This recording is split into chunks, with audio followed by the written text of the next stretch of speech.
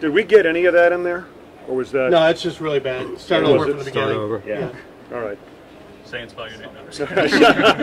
Sean, I asked you, I realize your focus is the team and prepping it, but to what extent are you briefed on or involved in the stadium discussion at all? Yeah, I'm looped in where I need to be looped in, but overall I'm staying in my lane, getting our team ready to win, and you know, obviously preparing for the draft with Brandon alongside of me, and really that's where it's at. Do you have ideas in terms of specifics, whether it be game day locker room or other nuances that you'd like to see implemented as a thing? Yeah, I mean, as we get closer, we'll be looped in on those things, and you know, asked about some specifics potentially there. But overall, again, I know there's a lot of work that is going on a daily basis, and I know there's a lot of hard work at that. So so I really appreciate that.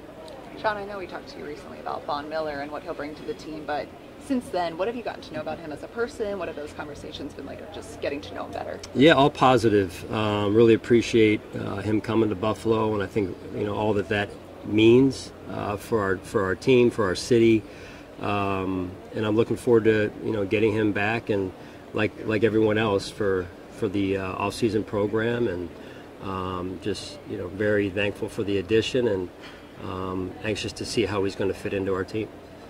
Also, since we talked to you last, the quarterback additions, especially Case, like, how have you had an eye on him? Like, what do you know about him and those additions to the quarterback room? Yeah, two high-quality individuals in Case and Matt. Great to be able to add two young men of that level of character. Never worked with Case, obviously I've worked with Matt. Both come Case in this case for sure, because I've never worked with Cases. Everyone I've spoken with, everyone we've spoken with, can't say enough about him as a person. We've had our eye on him for a few years as well, so yeah, it's just been the beginning part of it has been great so far, and you know, at the end of the day, having that room right, as we've talked about before, with Josh in there, Joe Brady in there this year, is important to us. Is having Matt in there someone Josh is already familiar with? Is that part of why it's exciting to have him back? Because you already know how that flow kind of goes. Exactly, yeah. So Matt is, as I've said before, he's one of a kind in the way he approaches life, how he approaches his job as a professional, and you know, happy to have him and his family back, quite honestly, there too. And so his influence on our team has been very positive over the years, and he has a strong relationship with Josh as well, and so that'll be a kind of pick up where we left off type of deal. Hey, Sean, getting back to Vaughn for 1 second, obviously the numbers and the production that he still brings speak for themselves, but what's your view of what he adds to the team dynamic? Yeah, I mean, you know, when you bring a player in of that caliber, a player that has had that amount of success, I think that really just automatically comes with a lot of credibility, a lot of presence, if you will, and in the locker room on our team, and I know he's anxious to get back and meet all of his teammates, and I'm sure they're anxious to meet him as well, those that don't already know him, and then to just watch his habits, right? You learn by watching people who have been there and done it at such a high level, on an individual level, but also on a team level too, and he's got 2 Super Bowl championships to his credit, and I think some of that will help us as well. So specific to the culture you try and build and maintain, he fits that way. Yeah. Coach, you coached against Jamison Crowder for 3 straight years. On your team now, what does he bring to your offense? Yeah, he's another guy we've had our eye on for a few years, going back to his final days at Washington, and then he went to New York, obviously, and I think that's the same year we added Cole. So he's worked in the slot quite a bit. He's got some experience outside, but mostly in the slot, and he has ability after catch, run after catch, with the rack ability there as well, and he's a guy we've gone up against in the division, so I know how tough that matchup was for us, and he and Taryn had some battles, and Taryn won some, and Jamison won some, so it'll be good to have that in practice. Hey, Sean, at the Combine we were talking about the overtime rule, and it seemed like the Bills were going to be a team that would put a proposal in, and yet it didn't happen. Can you walk us back on what the process was and what you might have proposed and didn't propose? Yeah, I mean, I'll just go to this extent to say, like I said back at the Combine, I'm a proponent for change, and whether we put in a proposal or not really is not important right now. What's important is that we do the right thing, the right next thing to do, and I think that's what the game is calling for. And when the game speaks, I think we need to listen. Do you have an idea of specifics of what you'd like to see in terms of those changes? Yeah, just generally speaking, again, I think it's to give both sides a chance to possess the ball. You guys know there's a lot of kind of iterations to that are out there, and different, well, we should do this and we should do that. I just think overall, again, generally speaking, I think a change is should be in the works, and I appreciate it at a minimum that there's been great conversation about it to this point, and we'll just see where it ends up. Did you feel that way prior to the divisional playoffs this year? I did. I felt like there was a change needed, in particular in the playoffs. So again, we'll see where it goes. Yeah, Sean, the one proposal that has the 2-point conversion as, perhaps being the final play. You have any sentiments about that being the one? Yeah, I'm not going to really get into. Respectfully, I'm not going to get into the details of which one I agree with, which one I don't. So again, I just think, generally speaking, I'd like to see a change. We've seen some passion from Brandon Beane at times, but he was noticeably angry recently when we talked to him about what happened with J.D. McKissick. Obviously, you both have relationships with folks in Washington. From your perspective, how did you feel that whole situation played out with J.D.? Yeah, I just think I wish it would have unfolded differently. And obviously, every player is entitled to making their own decision. There's just the process that led to that decision amongst the two clubs. I think I would have liked to have seen gone differently. Did the way that it did it impact your relationship with anybody over there? We're professionals. That's why we do what we do, and we're going to continue to do business. I believe in a certain way in Buffalo, the way we believe is the right way, and at the end of the day, we can't control the way other people do business, so that's the only thing we can control at this point, and so we always try and put our best foot forward. So. Sean, what did you tell Gabriel Davis to work on this offseason so he could take a step forward? Yeah, I mean, you're talking about a guy that he doesn't need much motivation. I think the day he got drafted, he was out running routes, working on his craft, and I know just being in touch with him, checking in on him in the off season, he's done more of that, and most every player leaves with a pretty good feel for what they need to work on, 2 or 3 things, and I know Gabe is well aware of some of those areas. So. Sean, if I could go back to the stadium quick, is the way it's lingering and unresolved today, is that a distraction at all for you or anyone else in the organization? No. I mean, we're focused, like I said before, on getting our team ready to win. That's our number one goal, and that's where our time has been and should be.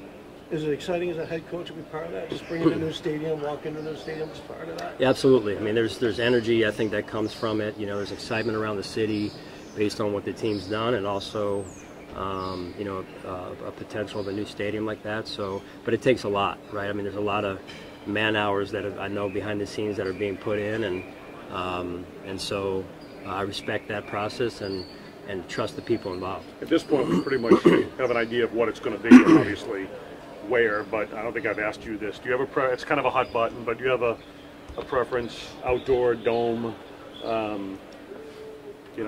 Loud. Any of that? Loud.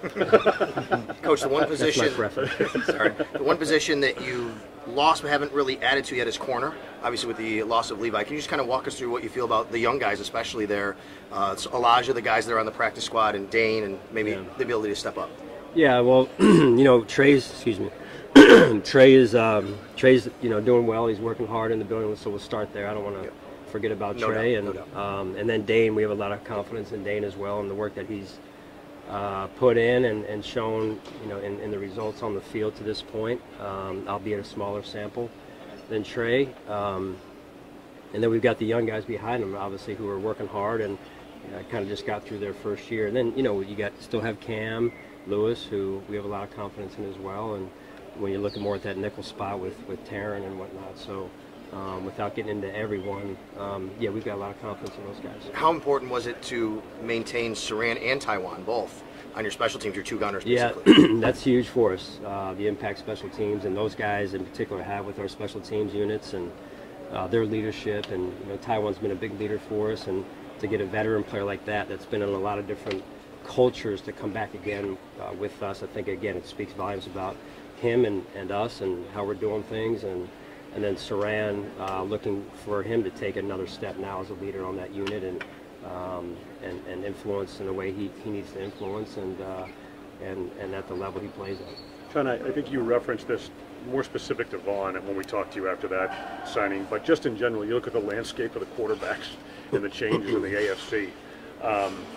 It's incredible. I guess, does it speak to the work that you and Brandon have done in terms of fortifying your pass rush and the importance of that aspect? It's always important, but you look at who you have under center in the conference. Yeah, I mean, you've got, I don't know, 7 or 8 now elite quarterbacks in the AFC, and usually you have 3 or 4 on one side, 2 or 3 or 4 on the other side, and so it's like, hey, what's the next step? Where's the next competitive advantage? And that's what you're racking your brain over, saying, hey, is it personnel? Is it strategic? Is it schematics? What is it? And I think that's the kind of fun part, or the challenging part of the chess match. Sean, I know you've spoken on it in the past, but it's 2 years in. What has Stephon Diggs meant to your organization, and how has he changed the culture? Yeah, Steph has done a phenomenal job of changing our culture, or helping change the culture. I mean, his competitive nature, his ability to put the team first at a position that is not always known for that, I think it goes a long way in our locker room and us in terms of the team that we've become. I think he's got a great dynamic with Josh on and off the field, and a lot of the other players in our locker room as well. So he works extremely hard at it, and the results are out there. Going back to JD for a minute, I know you and Ron had chats about joint practices, working together, things like that. Are those impacted when something like that happens? Yeah, I'm not going to get into that. Again, that's that was an isolated incident, and we'll just leave it there. Sean, what do you make of the way this offseason has begun for so many teams? You touched on the competitive aspect before, adding all the quarterbacks, but it seems like there's more of an urgency for, particularly in the AFC, for teams to try to sort of stock up. Do you get that sense as well? Yeah, someone's used the term arms race. Is there an arms race in the AFC? I can't disagree, I guess, at this point, right? By the moves that have been made. But again, just like anything else, and I'll speak to our team. There's no such thing as paper teams. Like you gotta come together. You gotta put the work in. You gotta be able to set things aside and have your focus where it needs to be. And that's what we're focused on right now, and getting ourselves ready to go. Sean, I know this is a joint effort with both you and Brandon, but as we get closer to the draft, is there any one particular thing that you think the team needs to address, or is it just kind of business as usual? Well, we have needs. So we'll look at all those areas as we get closer to the draft here, and do our due diligence on the players. I know our coaches have been out on the road working alongside of our scouting department.